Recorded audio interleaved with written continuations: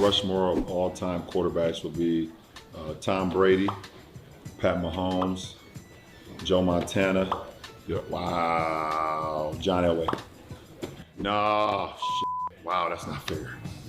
But life is not fair, but it's gonna be. I would do a toss-up between Elway and Peyton Manning. Come on, LeBron. We don't do toss-ups between Elway. If he was on the show, we'd make him narrow it down right there. But high honors from LeBron. Shay, you're up first. Do you agree with Bron's list? So he had Brady, Mahomes, Montana, just to reiterate, and then a toss-up between your guy Elway and your guy Peyton Manning. You better tread lightly. I think Saturday. I got this, Chuck. I think Saturday's going to toss my guy. Saturday's going to toss my guy. And unfortunately, I got to leave his guy off because I think he got the first three are very easy for me. When you talk about Brady, you talk about Montana, you talk about Mahomes. The three are easy. There are no doubters. I don't even know what the debate is when it comes to those three. Now it gets a little tricky when it gets to that fourth spot. You got Peyton Manning, 5 MVPs, 2 Super Bowls. You get John, who I played with for a decade, and he wins what? He wins 2. He goes to 5. And then even if you want to throw Rodgers in there or some of these other guys, Bart Starr, Dan Marino. But I'm going Elway. I played with a guy helped get me into the Hall of Fame. I got a gold jacket. I remember 267. The way he talked to me, the way he coached me, the way he was with me in the locker room and on the field, 7 gets it for me. So I got Elway, Montana, Brady, and Mahomes. First of all, your emotions are understandable. They're reasonable. They're not beyond the cuff. That's your teammate. You said the brother got you into the Hall of Fame. I mean, my God. I mean, I get it. I understand. I understand it. Yeah. But that don't make you right. That don't make you right. I'm sorry. And by the way, to LeBron James might have, I mean, he's the first future Hall of Famer, a Mount Rushmore quality dude that might have disqualified himself from the damn Mount Rushmore with a Mount Rushmore that he put together. I mean, come on, LeBron. You know better. You can't, Shannon Sharpe, you cannot leave Peyton Manning off that list. You just can't do it. You cannot say that we've watched football and there are 5 quarterbacks, there are 4 quarterbacks that deserve a nod ahead of Peyton Manning, or all-time great, number 2 in passing yards, number 1 in TDs. I mean, come on now. This is Peyton Manning. Oh, by the way, Shannon Sharpe, you'll appreciate this. Put Jeff Saturday and Shannon Sharpe up on the screen. I want to look at these brothers when I'm talking to them. Now, far be it from me, with my little novice self, just watching football from afar. I mean, football is a sport I never wanted to play. I looked at them big brothers. I was like, I don't want no parts of this. I don't want no parts of this, okay? I just watched. But when I watched, you know, it's interesting, Shannon and Jeff.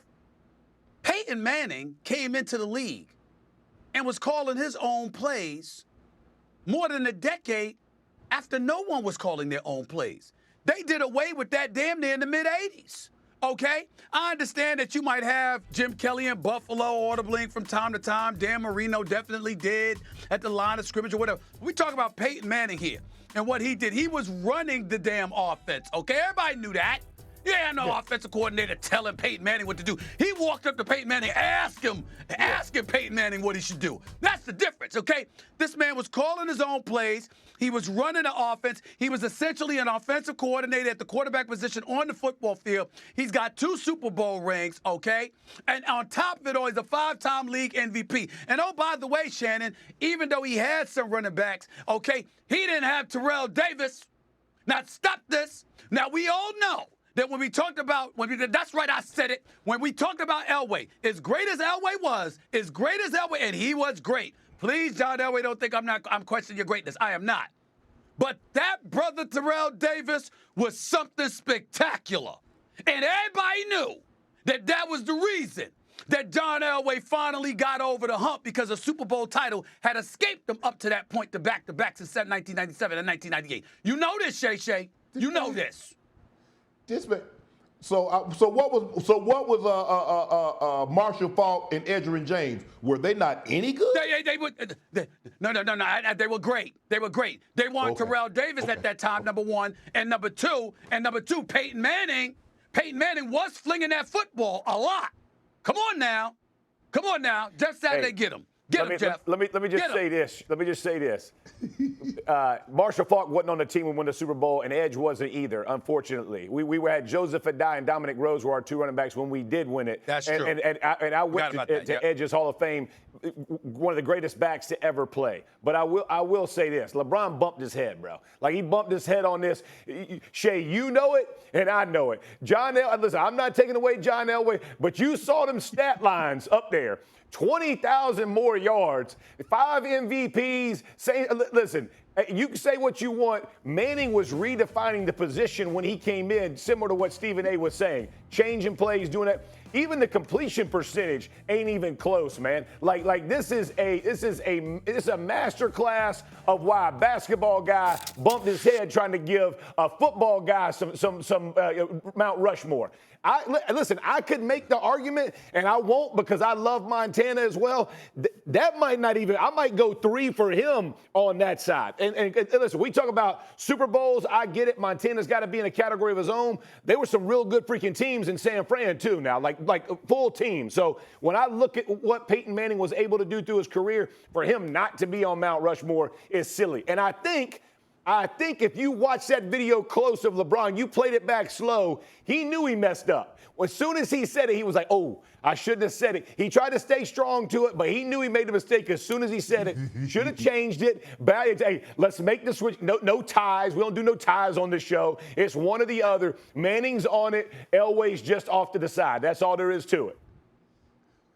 Hey, I'll be 1,000 with you. I kick all their asses off and put 7 on there because I ain't win no Super Bowls with none of them other than number 7. So I don't know what y'all talking about. And just Saturday, you know, if they would have allowed the defenses to play defenses like they did in the 80s and the 90s when I got to the league, with all these guys, you know. You saw those hits where you could do whatever you wanted to the quarterback. There was no, you could only hit him in his chest. You couldn't hit him in his knee. You couldn't put your helmet in his back. You couldn't pile drive him. That's all they did to the quarterback.